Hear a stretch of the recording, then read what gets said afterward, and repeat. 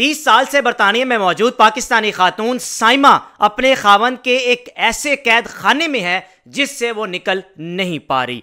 30 साल हो चुके हैं। इस दौरान जो कुछ भी कमाया, महीने की अर्निंग, हर चीज खावंद को लाकर पकड़ाई, और जिस महीने भी खावंद को पैसे ना पकड़ाए उस महीने साइमा का घर में जीना महाल हो जाता था। और हाँ, अगर कभी साइमा ने इनकार भी कर देना तो साइमा को यह कहा जाता था कि मैं तुम्हें तलाक दे दूंगा, मैं तुम पर मुकदमा दर्ज करवा दूंगा, तुम्हारे लिए यूके की जमीन तंग कर दूंगा। यह खातून पिछले 30 साल के दौरान 5 उसके सौतेले बच्चों को पालती रही। आखिर शादी किस तरह हुई, तफसीलात मैं आपसे शेयर करूंगा। यह एक सच्ची और हकीकी स्टोरी है साइमा खातून की, जिसने शेयर की। उसने कहा कि मैं आज तक कुछ नहीं कर पाई, लेकिन खुदारा लोगों को यह मेरा पैगाम पहुंचाएं कि हमारे साथ इस तरह के धोखे किए जाते हैं। अब ये खातून बुढ़ापे की तरफ है। वही पाकिस्तान में खवातीन जो जुल्म बर्दाश्त करती रहती हैं, ये खातून पाकिस्तान से बरतानिया जाकर भी जुल्म बर्दाश्त करती रही। अदालत का या कानून का दरवाजा नहीं खटखटाया।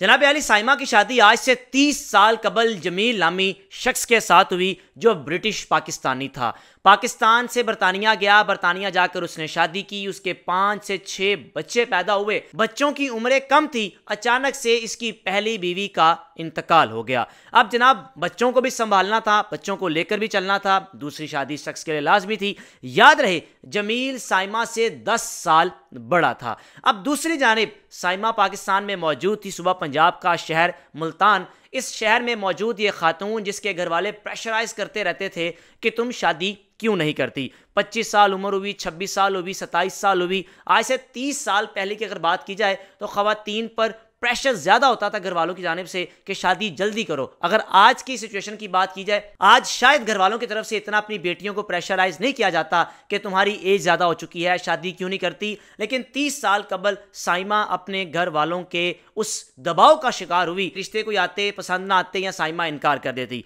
अब अचानक से साइमा की फैमिली को रिश्ता आया यूके से। उस शख्स ने अपना हाल अहवाल कुछ भी ना बताया मेरे 5 से 6 बच्चे हैं, ना बताया मेरी बीवी का इंतकाल हो चुका है। किसी रिश्ता करवाने वाले ने जमील का रिश्ता साइमा के घर वालों को बताया और साइमा के घर वालों ने फौरन से हाँ कर दी। साइमा नहीं जाना चाहती थी, लेकिन घर वालों के दबाव की वजह से साइमा पाकिस्तान से बरतानिया शादी के बाद चली गई। अब जनाब वहां पहुंची तो बड़ा रास फाश हुआ कि जिसके साथ मेरी शादी हुई ये ऑलरेडी मैरिड था, इसकी बीवी का इंतकाल हुआ और 5 से 6 बच्चे भी हैं। वहां पहुंचते ही इस शख्स ने पहले दिन अपनी बीवी से कहा, ये 6 बच्चे हैं मेरे, इनकी परवरिश करनी है, मैं तुम्हारे से मजीद आगे औलाद पैदा नहीं करूंगा। इन्हीं बच्चों को तुमने पालना है, इन्हीं बच्चों की तुम माँ हो, और अगर चलना है साथ तो चलो। साइमा क्या करती, बंद गली में जा चुकी थी, पाकिस्तान से बरतानिया पहुंच चुकी थी, और वहां जाकर हकीकत सामने आई। जनाब अली, 5 से 6 माह बाद उस शख्स ने अपनी बीवी पर दबाव क्या डालना शुरू कर दिया कि मैं अकेला कमाता हूं, 6 बच्चों के अखराजात पूरे करना मुश्किल है, क्यों ना तुम भी जॉब का आगाज कर दो। यानी पहले उसको यह कहा कि 6 बच्चों की कफालत करनी है, फिर उसके बाद कहा कि 8 घंटे जॉब मैं मॉर्निंग में करता हूं, मैं तुम्हारे लिए कोई पार्ट टाइम जॉब देखता हूं, तुम 8 घंटे पार्ट टाइम किया करो, जब मैं घर आऊं तुम जॉब पे चली जाओ, इस तरह दोनों मिलकर कमाएंगे। साइमा जॉब नहीं करना चाहती थी, लेकिन खावंद का दबाव था। अगर वो शादी ना करता तो बच्चों को पालना अकेले शख्स के लिए मुश्किल था। इसलिए उसने पाकिस्तान बैठी खातून का इंतखाब किया ताकि ये मेरे बच्चों को पाल सके, और वहां पहुंचकर उसको कहा कि मजीद औलाद पैदा नहीं करूंगा, तुम एक किस्म की इन बच्चों की माँ भी हो, नौकरानी भी हो, सौतेली माँ, सब कुछ हो, ये बच्चे तुम्हारे हैं। जनाब साइमा खामोशी से सर झुकाए उन बच्चों की कफालत करती रही, नौकरी करती रही। खावंद का दबाव इतना था कि महाना जो भी कमाना कहना कि मुझे लाकर पकड़ाओ। और यह साइमा ऐसी शरीफ खातून थी, यानी दुनियादारी का नहीं मालूम था। पाकिस्तान से उठकर इसको बरतानिया भेज दिया गया, और वहां जाकर क्या किसी से बात करती, ना इसको कानून का पता, ना इदारों का पता। वही हुआ कि खावंद ने जो कहा ये करती रही। महीने बाद जो कमाना लाकर अपने खावंद को दे देना, और अगर किसी महीने इत्तफाकन सैलरी लेट हो जानी तो अपनी बीवी पर गुस्सा करना कि तुम झूठ बोल रही हो। जनाब अली, इस दौरान साइमा पर जुल्म के पहाड़ खावंद की जानिब से तोड़े गए, लेकिन दूसरी जानिब जैसे जैसे बच्चे जवान होते गए, बच्चे एक ही बात करते थे अपनी सौतेली माँ को कि तुम क्यों आई हो हमारे पास, हमारी सगी माँ तो फोत हो गई, तुम क्यों आई हो। बाप पर गुस्सा करते थे, यानी अपनी इस सौतेली माँ को कभी माँ का दर्जा दिया ही नहीं, हमेशा उसको नौकरानी की नजर से देखा और नौकरों की तरह उससे काम करवाते रहे। अरसा 30 साल गुजर चुका है। आज भी यह खातून बरतानिया में मौजूद है।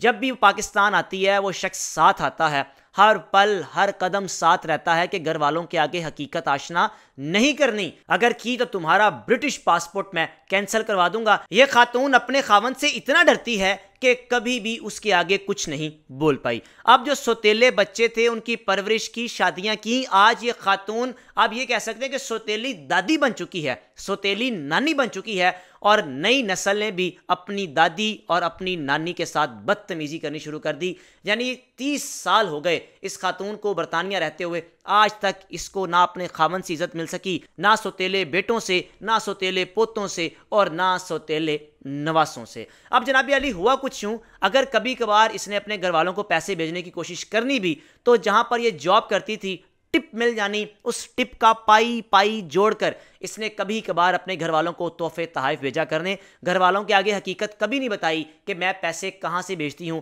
किस तरह भेजती हूं, या मेरे साथ ये क्यों हो रहा है। आज भी साइमा बरतानिया में मौजूद है और अगर उम्र की बात की जाए तो 60 साल के करीब इस खातून की उम्र है और इस बुढ़ापे में जाकर भी मजबूरी के बाइस जॉब करती है। खावंद आज भी अपने उस एटीट्यूड पर कायम है, उस रवैये पर कायम है जो एटीट्यूड उसका 30 साल कबल पाकिस्तान से बरतानिया लेकर जाकर था। साइमा ऐसे दलदल में यूके में जाकर फंस गई कि कभी कभार अगर माँ या भाई को पैसे मांगता भी टिप को इकट्ठा करके नहीं, पाई पाई जोड़कर घर वालों को बेचती और इतना खावंद का दबाव रहा 30 साल के दरमियान ये अपनी सेविंग नहीं कर सकी। अब आप सोच रहे होंगे कि इसने तलाक क्यों नहीं ली, तलाक कैसे लेती। बरतानिया जाने के बाद पीछे बहन भाइयों की शादियां हो गई, वालिदैन का इंतकाल हो गया, वापस किसके पास आती, कौन किसी को रखता। इसलिए साइमा ने अपने आप को नौकरानी ही समझा कि कोई बात नहीं, मेरे साथ ये हुआ है, मैं बर्दाश्त कर लेती हूँ, मैं यही समझूंगी कि मैंने ज़िंदगी एक नौकरानी बनकर गुजार दी। साइमा आज भी इसी हाल में है,